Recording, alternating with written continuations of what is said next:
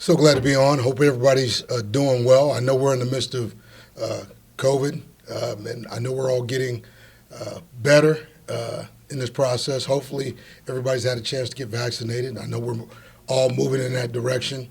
I was just talking to Bobo, and Bobo told me to make sure that I don't use any Vanderbilt or Stanford words. And I said, Bobo, don't worry about it. You'll be all right, buddy. But it's good to see everybody. Again, man, it's been a fast and furious last couple of months, and we've been at it. Whether you talk about recruiting, whether you talk about football, whether you talk about spending time with our guys, that's a greater part of what we do here. Is make sure we can help our guys get from where they are to where they want to be. It's been fun. Right now, a couple of days into spring ball, heading into practice number 4, getting ready for a fast and furious practice as we get ready to hit a little bit, do a little red zone goal line, so that'll be fun today. But with that, I'll turn it over for questions and see what we can talk about today. So with that being said, the floor is yours.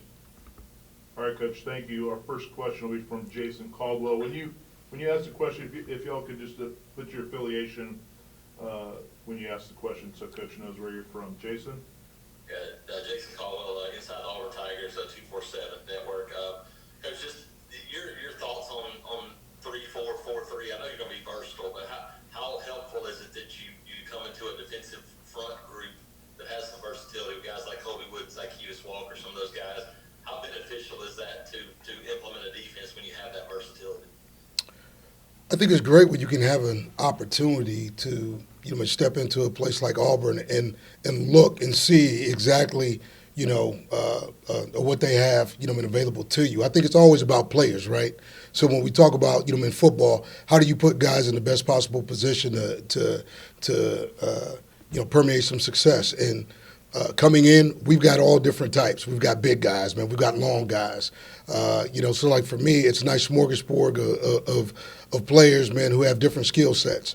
Like to be able to see, Stone Handy, who can be a 4 technique, but who can also slide to an end. Like to see, Wooten as he can play inside backer, but he can also play, outside backer and walk in space. And I can say the same thing about, Zacoby. I can say the same thing, about Owen. I think the versatility of the front 7, is going to be huge for us, just in terms of speed, size, athleticism, and trying to create one-on-one matchups. So, like for me right now, I'm like a kid in a candy shop. Mark Murphy? Yes, inside the Auburn Tigers also in 24/7 Sports.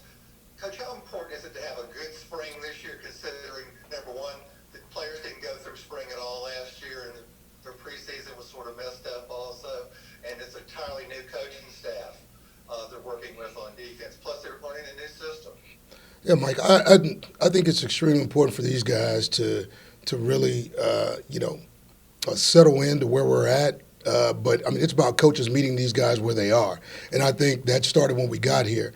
Just like in what we did in our morning conditioning sessions and what we were able to do, like with our fundamental movement pieces. I think for our guys just needed to get used to the language. I think it starts with language, like in expectations of in position play. And I think once we got to the grass, I think what we started to see, after several days of spending time with these guys, was that these guys started to understand, exactly what we were talking about. So I think it starts with the language barrier, a little bit, what they call things, what we're calling things now. And then once you get past the language barrier, I think football, is really a universal language.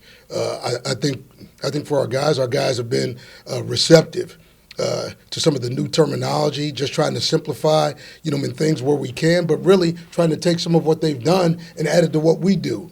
There's no use in reinventing the wheel as a coach. Okay, man, if it's a slant technique, let's call it a slant technique. If it's easier for them to remember, again, that's the part as a coach where you got to meet guys where they are so that, we can get to a faster and greater understanding of how we want something played. That's been fun. The guys have been receptive, and I've kidded them a little bit about some of the things that we've implemented, and they've chided me a little bit. So it's been fun. We've gone back and forth, but they do understand the expectation. Thanks. David Pascal? Hey, Derek. David Pascal with the Chattanooga Times Free Press. Good to see you again. Good to see you. Want to know just what this has been like for you obviously Yeah. you had 7 years at Vanderbilt, and that's Right. obviously a challenging place, but you did some good things with multiple bowls and 3 straight wins over Tennessee.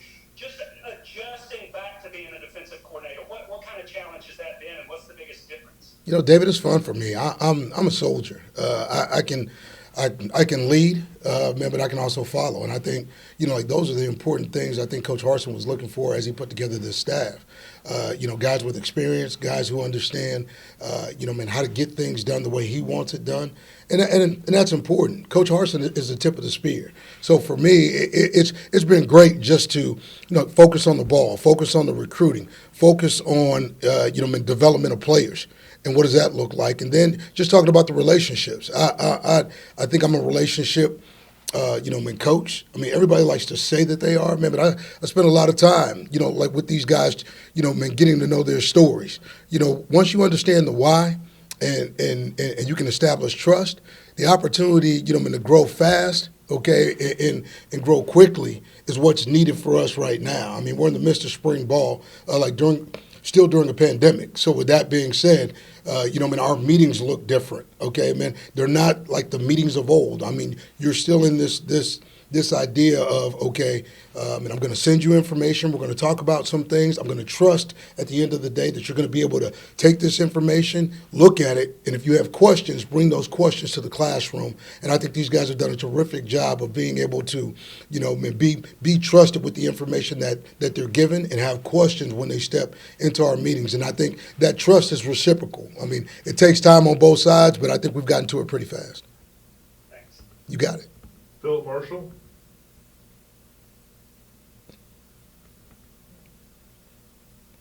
Philip? Sorry about that. Philip Marshall, Auburn 247 Sports.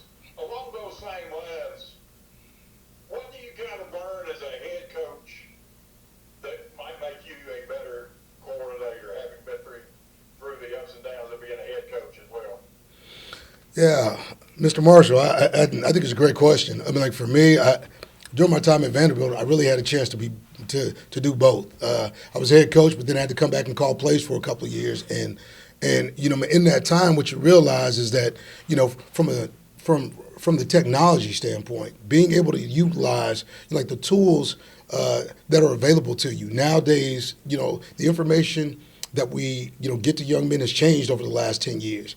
You know, it used to be, you know, videotape. They used to come over to your office. It used to give them a DVD. Nowadays, okay, man, it's about, you know, PowerPoint presentations and overlays and everything else, you know, under the sun. So I think the ability to, you know, streamline, you know, like the information for your guys, but also, you know, teaching tools, okay, man, because we have different types of learners. We have kinesthetic learners, auditory learners. We've got guys, man, who need to see it, touch it, feel it. And so with that being said, I think for me, just being able to make sure I can utilize the time. Time is an unrenewable resource in this deal. So, man, I understood that as a head coach, but now, you know, coming back as a coordinator, man, you got to value the time. Value your time, value their time, and make all the time count. You got it. Jordan Hill? Hey, Derek, Jordan Hill with Auburn News. I had a question just about your relationship with Coach Harsin. He sort of talked about, you know, your families that had, you know, gone on vacation before. Right. You know, how did that relationship come about? And when you were looking at opportunities, what made the Auburn one, you know, the one for you? Well, you know, looking at opportunities, I think that for me, I thought I was going back to the NFL. Like, to be honest, I didn't think I was going to take a college job. I felt like for me, maybe I needed a break from the college game, like just a little bit. You know, after 7 years at Vanderbilt, and have been contacted by several, you know, college teams about, you know, their opportunities. But when Coach Harsin called, we had a prior relationship. I've known Coach Harsin for years, and for us to have gone on Nike trips and, you know, Kess and my wife Leanne to have spent time together. I mean, we've got children that are around the same age. You know, a couple that have, you know, similar stories just in terms of you know, like dealing with growing up. You know, like as a coach's child. I think for us, man, there was just so many things that we connected on. some of those ideas were philosophical. Some of those ideas were just about life and ball and how we see family. And so when we had an opportunity, like to talk, the conversation was very much to the point about, his vision for Auburn, and that vision was set in stone. It was very strategic. I mean, it had all the makings of what I thought, a good leader, should talk about coming into a situation like this, which I thought was unique. And for him to get me to come up here on my way home, because believe me, man, I was on my way back home. He got me to come through here. We sat down for a couple of hours, had a chance to talk ball, but it was more how we connected on like the ideologies of how he wanted to run the program and what he wanted and what he needed from me. And so, like, with that being said, I talked to my wife. It was a quick turnaround, and I found myself really loving this place from the time that I touched down. I drove into the city. I didn't know what to expect. They called it the Plains. I got here and I found a terrific city, really nice community, but like a university that has a lot to sell. Okay, when you talk about the student-athlete experience. So, from the city to the, university experience to what Coach Harsh is bringing, all that seemed to fit for me. So it was an easy decision. I feel good about, where we are right now. And, believe me, I would have made this decision 10 out of 10 times. Auburn's the place for me, War Eagle. Bill Cameron? Hey, Coach, Bill Cameron, ESPN 106.7 The Drive here in town. You talk about the front seven.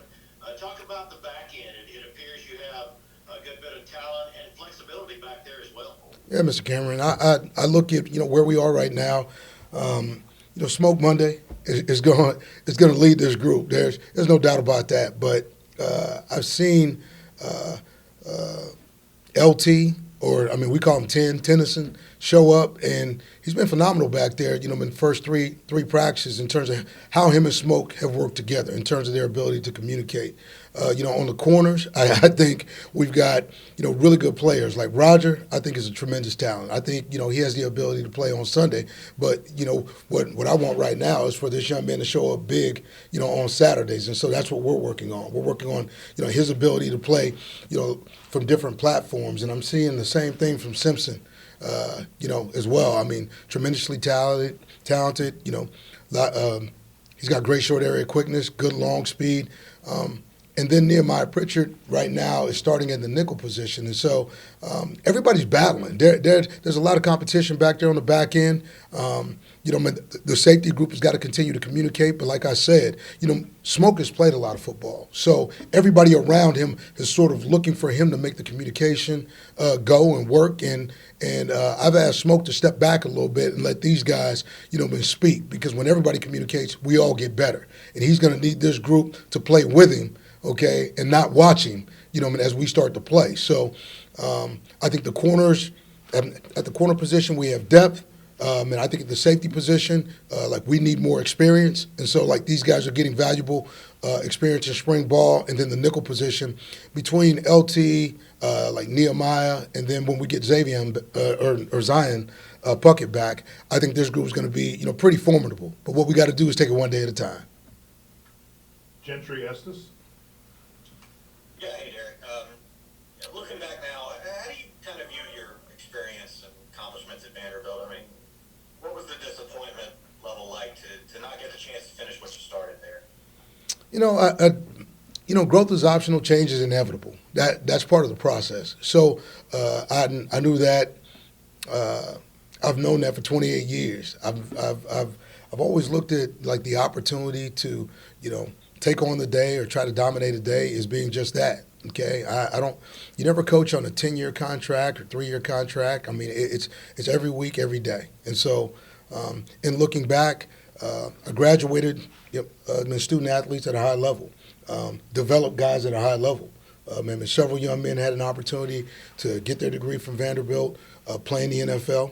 For those who met that standard, and for me, I tried to do it with class, integrity, and again, we had academic excellence at that place. And so with that being said, that'll be part of the legacy.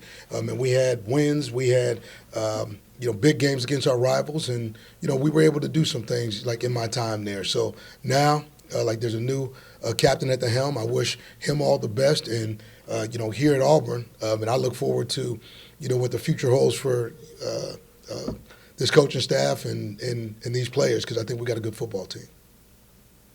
Jay Tate? Hey, Coach, Jake Tate from AuburnSports.com, part of the Rivals.com network. My question is about up front. It seemed like you had a long history of doing well with two-gapping up front a lot. I know you're going to be more multiple now just because college football's changing, but do you still feel two-gapping up front is really important to what a good defense does? I think it's all important. I think it's a great question, man, but I think it's all important.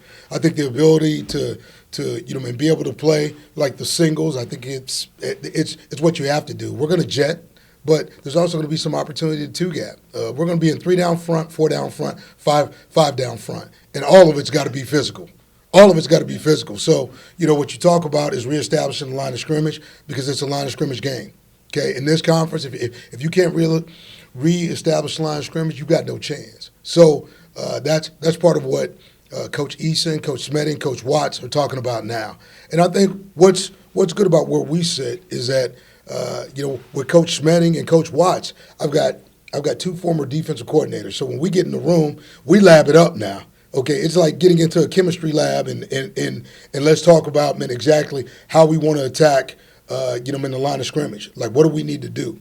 Okay, what, from leverage to techniques to where we place our eyes, and then we bring the poobah, the grand poobah, Nick Eason into it, and try to let Nick, move us around a little bit, just in terms of what we want, to do with some stemming and the ability to move the front, so we can create vertical seams and not just stay in the same place, all the time. So I like where we're at right now. A lot of things happening, a lot of teaching going on, but really for our guys, I think these guys are getting better every day, and that's what we want.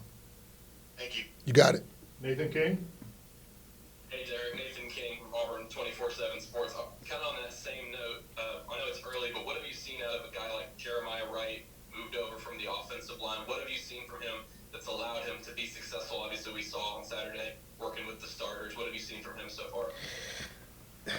Jeremiah's a talented dude. He loves ball, and I think for him, he feels natural on the defensive side of the ball. What I've seen, great pad level, strong at the point of attack. Him and Truesdale have been going at it. So that's what you want to see.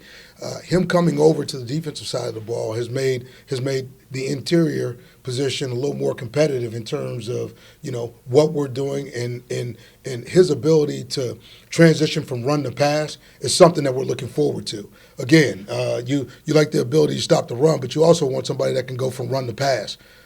Fast. It's not always going to be run. It's not always going to be pass. So to have, somebody who has the ability to hold up against the run, take on the double team, jet the A gap, and be quick as a 3 technique, but then also transition, from run to pass is something that I think Jeremiah brings to the table. So he's getting better every time he hits the grass. Coach Eason, loves, his temperament. He's a work hard work guy. So right now, that's where he sits. He's going to stay in that mode until we get through these 15 practices, and then we'll get a chance to evaluate where he is. But right now, I love where he's going.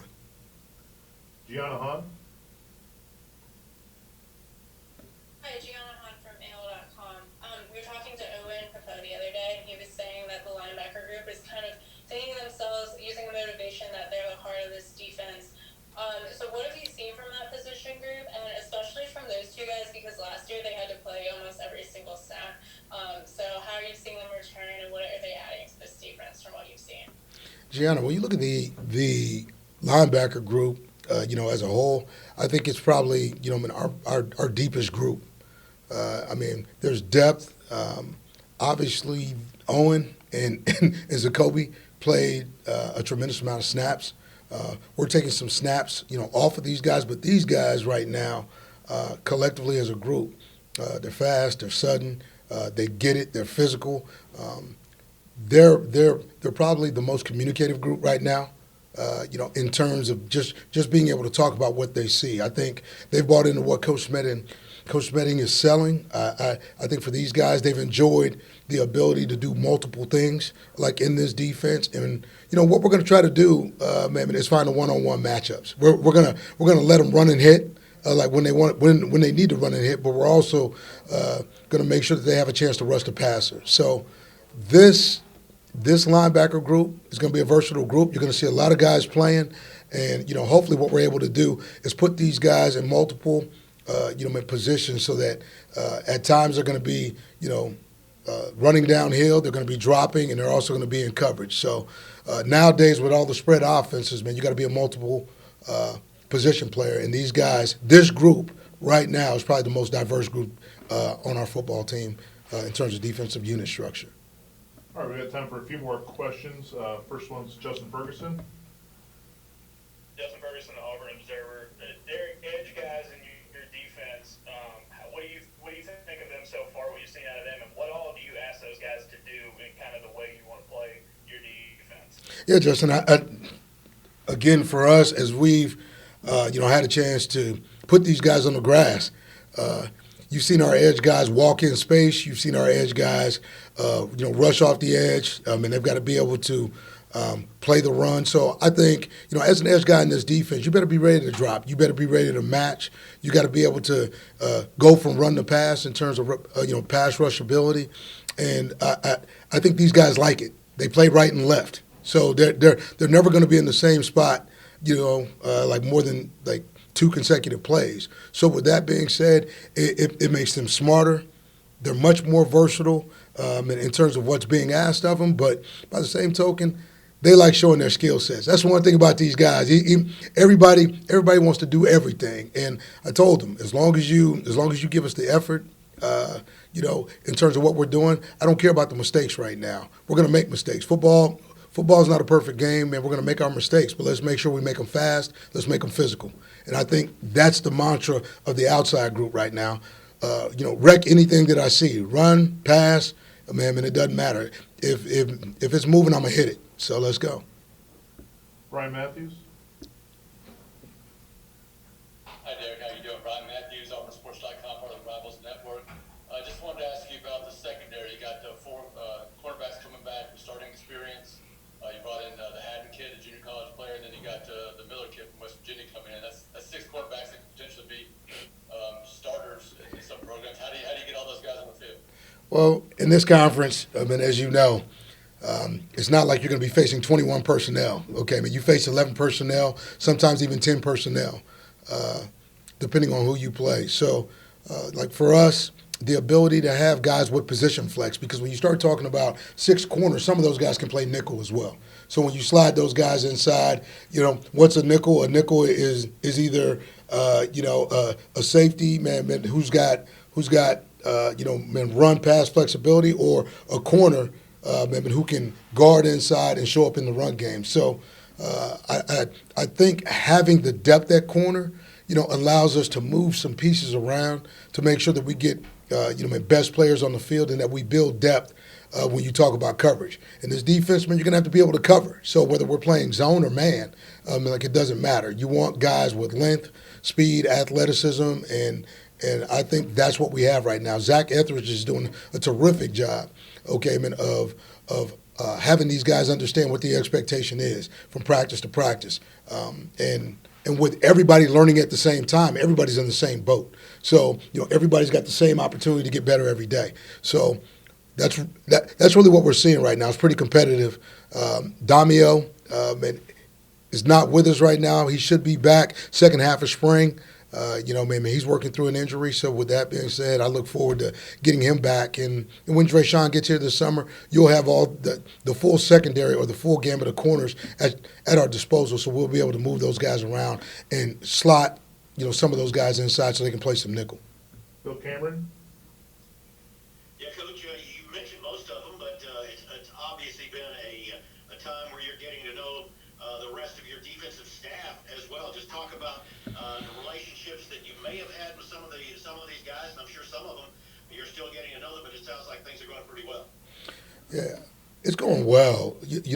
Zach and I work together, and so Zach coaches the corners, but I identify him as a secondary coach. I don't want to put him as just a corners coach. Zach is a bright and brilliant young coach, but his energy, his ability to understand the game is far beyond his years. I mean, he's a great X and O guy, but guys believe in him. He understands Auburn. He played here, and he understands what this place can be. And so with that, it's been good to get his take on how he sees our group. Okay, man, what are we about and where do we need to go? Jeff Schmedding, again, was the defense coordinator at Boise, and so like me and Jeff, understand each other from the idea that he's coached safeties, he's coached backers, he understands the front seven, but he also understands back end schemes. So, like for us, again, we're like two scientists in the lab. We always get at one another, and we find ways to try to make it simple, try to make it better, but really just try to make it relatable for our guys. And I think our relationship is really good. Burt Watts, Burt came from Memphis. And played at Cal. And I've known Burt for some years. Tremendous coach. Smart, understands special teams coordinator. But, having been a defense coordinator, he brings, a lot of football intelligence, like to what we're doing. He's seen, what it looks like in spread, as well as some of the midline and edge attacks that we're going to see from offenses. So I like his experience. And then Nick Eason. Me and Nick were together for a little bit, at Vandy. But, I spent a lot of time with him when he was at the Titans. He was under Dick LeBeau. Again, you talk about 3-4 structure, his understanding of how to coach these guys, how to teach these guys, exactly what we're looking for in terms of the physicality, but also some of the finesse pieces that show up in some of the technical aspects of what they're going to be asked to do. So Nick is a consummate pro, terrific teacher, and I think that's the theme of this group. Not only are they experienced coaches, but they're great teachers. Who can get to these guys real fast and make it, relatable, learnable, and likable. And I think that's our group. That's where we sit defensively. Smart group, great group, and I'm actually the fallback in the group, man. A lot of smart guys in the room, and I listen to their ideas and we run with it. Coach, we're going to take one more. Mark Murphy. You got it. How valuable is your experience in the SEC going to be as you guys get ready to prepare for the season? Because you're probably the one who's been in the league the most as a coach. Yeah, Mark. I think in understanding these teams, the guys that we play against, having gone against most of the West, I think I've got a pretty good understanding of what the league looks like. And I've been in rooms with those head coaches. I've seen most of these guys, on film, and had a chance to go against most of these guys in person. And so, looking at schemes, evaluating, coaching staffs, and looking at their experience as well as their rosters, I think it'll be helpful. We're gonna cut to the chase. I don't think guys have to wonder. Who we're going against. I think I know who we're going against, and so now what it's about is assessing our own talent. Putting us, in the best possible position for Auburn to go fast, because we've got 7 or 8 months, to get this thing going and get it going fast. And so we've cut to the chase. The chase is about recruiting, and developing your own guys. That's what we got to do. That's where we are.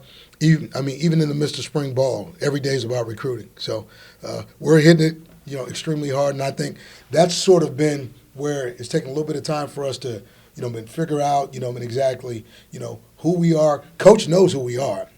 Everybody just getting on the same page, and now, going real fast. So that's where we're at. I look forward to seeing you guys at A-Day, and if we don't get a chance to talk to you like before that, but excited to be at Auburn. Excited to be on the plains and excited to be coaching this defense.